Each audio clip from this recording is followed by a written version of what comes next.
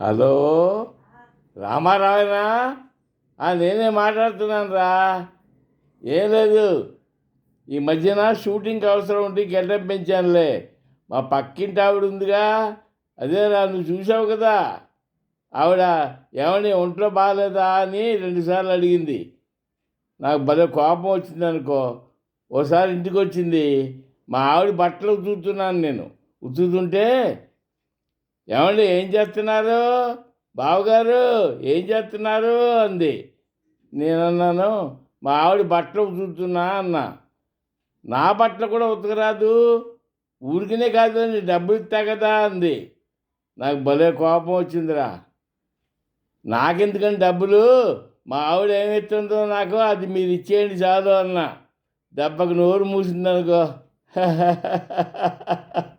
అదిరా.